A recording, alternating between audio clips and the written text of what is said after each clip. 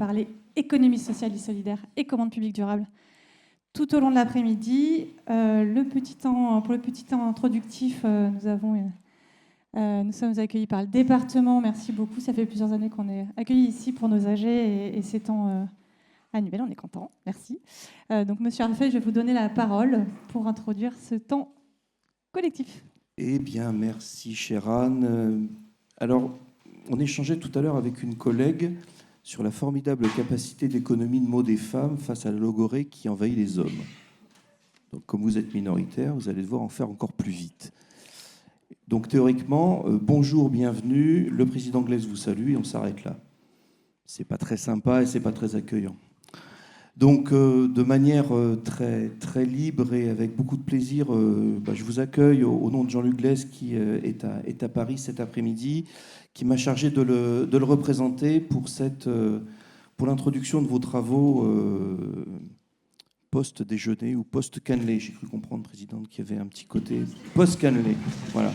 Le cannelé est au cœur de nos préoccupations, comme chacun sait. Alors, c'est votre rencontre annuelle, et puis on était fait pour se rencontrer, ça je le savais, parce que c'est notre grande cause. C'est la grande cause du département pour 2025, celle de l'économie sociale et solidaire. On l'a articulée autour de 3 ambitions fortes, et je reviendrai après au fond sur le fait que la notion d'économie sociale et solidaire, ce n'est pas un bidule techno, c'est au contraire quelque chose de terriblement engageant et d'extrêmement politique, donc positif. 3 ambitions, c'est évidemment qualifier cet accompagnement financier que l'ensemble des acteurs de l'économie sociale et solidaire mettent en œuvre aux côtés du département. Notre objectif durant cette année 25, ça va aussi être de renforcer la lisibilité, la visibilité de notre action publique en matière d'économie sociale et solidaire, et puis évidemment de souligner toute l'importance de ce secteur économique, et je souligne de trait le terme économique, à l'attention de l'ensemble des collectivités territoriales, et donc nous devons lire l'économie sociale et solidaire à travers le prisme de la coopération territoriale. C'est ma délégation au département de la Gironde. Et puis évidemment, le 3e enjeu, c'est un enjeu d'acculturation. L'ouvrage est toujours à remettre sur le métier. C'est celui de continuer à sensibiliser, à outiller l'ensemble des agents, des élus, à cette transformation discrète de l'action publique en lien avec l'économie sociale et solidaire, et puis de transformer doucement, tranquillement, mais de manière certaine, notre relation. Il paraît qu'on a perdu la compétence économie. Je pense qu'on a gagné la compétence économie. Alors c'est pour le plaisir d'un mauvais jeu de mots, mais le département de la Gironde, mais comme l'ensemble des collectivités ici présentes, est un acteur économique majeur dans le paysage de l'économie girondine. C'est en tant qu'acheteur public, je vous fais grâce des virgules, un peu plus de 200 millions d'euros qu'on va redistribuer. Donc on est en plein keynésianisme. Personnellement, ça me va très bien. Et puis, le département, c'est un acteur économique aussi parce qu'il est producteur de richesses. Alors, il est sans doute producteur de richesses au sens de ce qu'entend le PIB, mais il est aussi producteur de cette richesse que, on est entre nous, entre gens de bonne compagnie, on refuse un peu de mesurer. C'est cette richesse qui est constituée du lien, du faire, de l'accompagnement, de cette dimension sociale qui, dans nos instruments de mesure, je me tourne vers des gens savants, nous manque encore. On est un acteur économique et pour autant, je le dis avec beaucoup de conviction, on est un acteur économique responsable. D'abord parce que notre SPASER pour 21-25 nous y invite en mettant vraiment en tête de gondole les considérations environnementales qui doivent être celles de tout achat public, mais aussi l'ensemble des considérations sociales qui s'imposent à nous.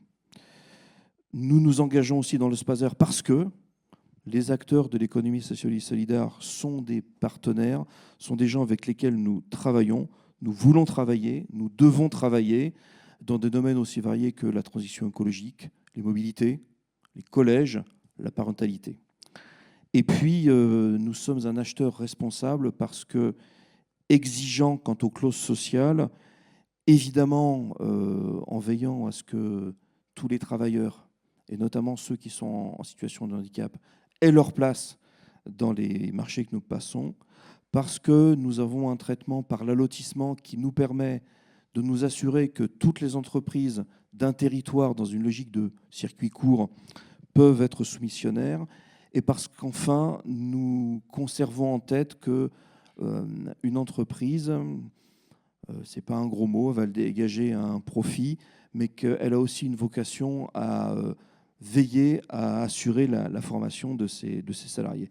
Et donc, c'est dans cet esprit-là qu'on va travailler la préparation de notre SPASER 26 avec une ambition profonde d'utilité sociale, d'ancrage territorial, avec le département, c'est le lieu des solidarités humaines et territoriales, et bien qu'il y ait au cœur de l'achat public la question essentielle et fondamentale des solidarités. Je vais être un peu cuistre, faire semblant.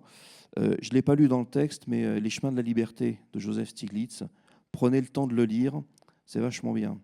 C'est un économiste, il est américain, donc il n'a pas forcément en réalité la vision tout à fait similaire, d'une manière similaire à la nôtre, de voir ce qu'est le social au sens large du terme. Mais pour autant, il nous dit, ce prix Nobel, il y a de la régulation dans l'économie, et puis la performance économique, elle se jouera aussi dans la capacité à coopérer. Et c'est vraiment fondamental, c'est de penser que notre achat public, il a certes, et vous savez les difficultés dans lesquelles se débat le département face à un État qui lui serre assez fortement la corde autour du cou. L'effort économique, il doit ne pas perdre de vue que toute activité n'est pas marchandisable, toute activité n'est pas marchande, et si tout a un prix, tout ne s'achète pas. Profitez bien de cet après-midi d'échange, et puis je vous laisse en de très bonnes mains avec vous, Madame la Présidente.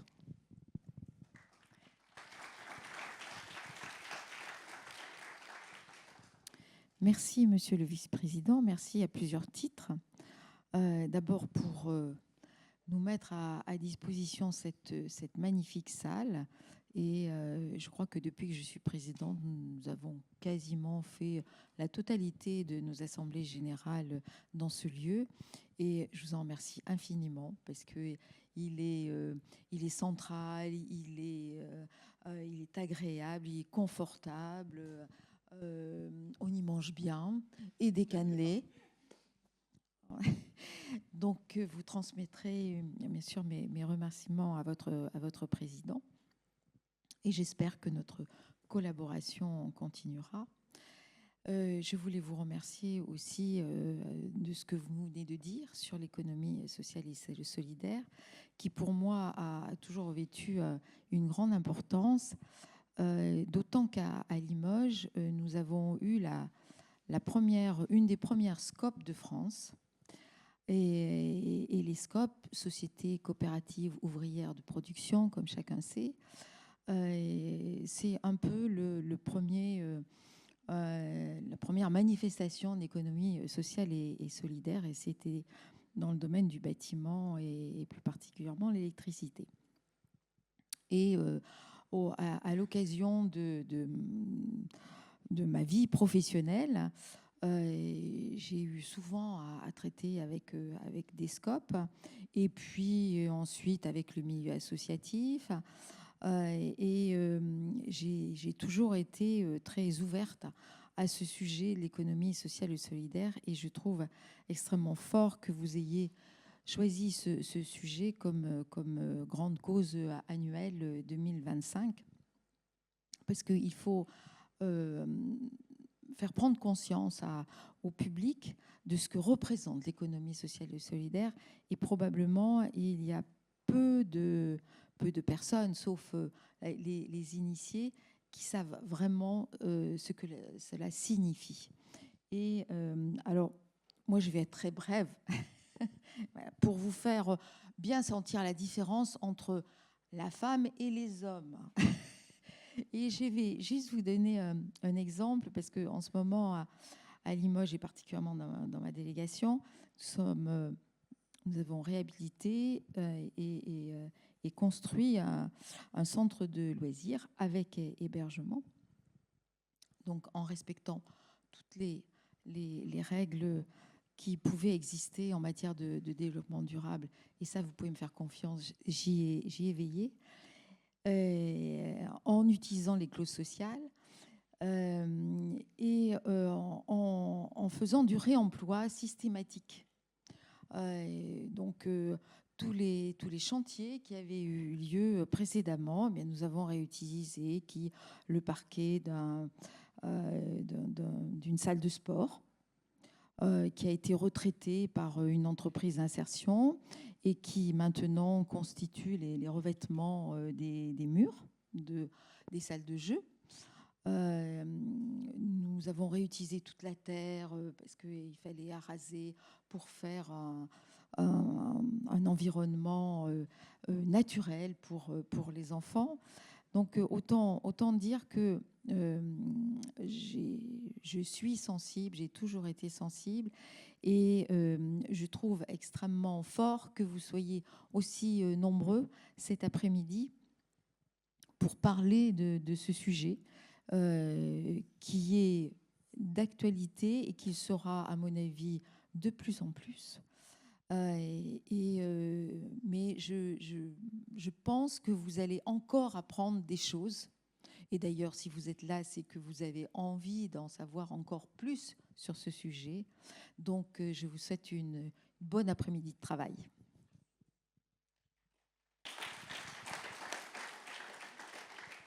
Merci Madame la Présidente, merci Monsieur le Vice-président de votre accueil. Chère Anne, très heureux de participer à nouveau à cette rencontre annuelle, rendez-vous incontournable désormais de tous les acheteurs publics. Et ravi de voir aussi qu'au fil des ans, l'amphithéâtre se remplit. Moi, en tout cas, j'ai ce sentiment que l'amphithéâtre... ou alors c'est l'amphithéâtre qui grandit.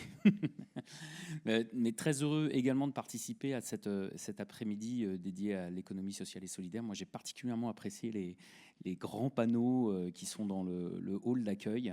Et il y en a un qui m'a particulièrement frappé, c'est acteurs de l'ESS. Les acteurs de l'ESS sont les partenaires naturels et nécessaires au déploiement et à l'amélioration des politiques publiques.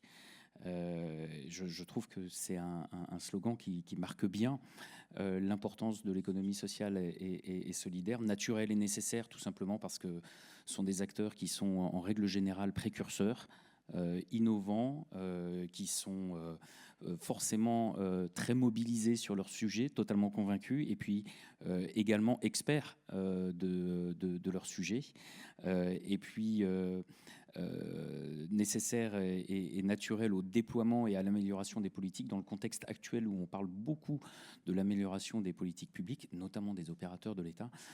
On serait bien inspiré justement de regarder ce que fait le domaine de l'économie sociale et solidaire. Pour être très bref, je ne vais pas refaire l'historique de la relation de l'ADEME avec le 3R. Ça serait remonter trop loin dans le temps, ça serait repartir au début, 2005, déjà les premiers échanges. C'est dire à quel point l'ADEME, qui est l'Agence de la transition écologique, considère les achats responsables comme un levier indispensable de la transition écologique, non seulement parce que, vous le savez, c'est un levier, les achats sont un levier hyper puissant pour engager la transition écologique, mais aussi, je dirais, tout simplement parce que c'est prendre le sujet à la racine de la consommation, à la racine de l'empreinte environnementale, puisque toute consommation et tout achat, en fait, est générateur d'empreinte environnementale en mode analyse de cycle de vie, bien évidemment. Alors, le 3R, nous, peut-être la fierté, ce qui nous rend le plus fiers dans l'accompagnement du 3R, c'est de voir l'effet d'entraînement qu'elle a eu vis-à-vis des autres régions. Parce que si on prend un petit peu de recul et on dézoome sur la carte de France, on voit bien à quel point le 3R a joué un rôle moteur dans la non, c'est pas la fin de, non, faut pas faire la moue, Anne. A joué un rôle moteur dans la diffusion du sujet achat responsable sur d'autres réseaux. Et ça nous rend particulièrement fiers. Et je remercie Antoine Bonche, notre chargé de mission achat responsable, qui nous a apporté cette culture au sein de l'agence. Voilà. Mentionner également que au travers de la convention qu'on a avec le 3R, on aborde un certain nombre de sujets thématiques bien spécifiques. Alors certains qui ont un lien direct avec l'ESS, je pense aux appels à manifestation d'intérêt sur le bâtiment et les travaux publics, ceux sur le RRR, donc réemploi, réutilisation, réparation, qui sont des sujets où évidemment on va avoir des liens directs avec les structures de l'économie sociale et solidaire, qui vont être nos relais indispensables pour déployer les différentes politiques publiques à partir des achats, mais aussi sur tous les autres sujets et autres piliers de l'économie circulaire. Mentionner également qu'on a un AMI sur TET. Alors, ça ne parle peut-être pas forcément de manière très explicite. TET, c'est Territoire engagé pour la transition écologique. C'est une méthodologie, un programme qui vise à apporter un appui méthodologique aux collectivités territoriales pour qu'elles passent au prisme de leurs compétences tous les sujets de l'économie circulaire. Et donc jusqu'à présent, le sujet des achats responsables n'était pas encore spécifiquement identifié dans cette méthodologie, et nous travaillons à ce que ce sujet soit un des leviers les plus importants de cette méthodologie qui, in fine, permet de valoriser la stratégie d'une collectivité territoriale sur sa planification et sa stratégie économie circulaire. Et puis un autre sujet qui est plutôt dans les perspectives, c'est le sujet de la décarbonation, parce que aujourd'hui, travailler le sujet de décarbonation sans travailler le sujet des achats en amont, ou l'inverse, on peut regarder aussi les choses dans l'autre sens, ça nous semble être un levier indispensable, notamment vis-à-vis des différentes contraintes environnementales et juridiques qui vont s'appliquer dans les années à venir. Voilà, je vous souhaite une très bonne après-midi de travail et je vous remercie d'avoir apporté ce sujet de l'économie sociale et solidaire sur le devant de la scène.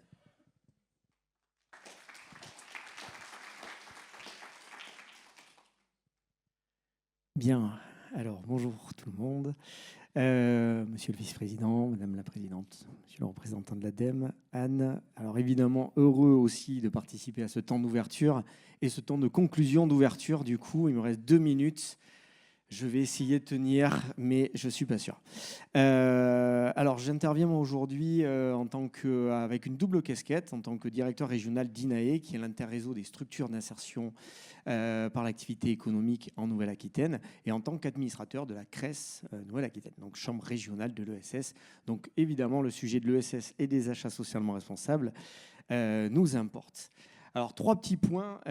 Quand on a préparé l'intervention avec Anne, l'idée, c'était aussi donner à voir aujourd'hui le contexte de l'ESS.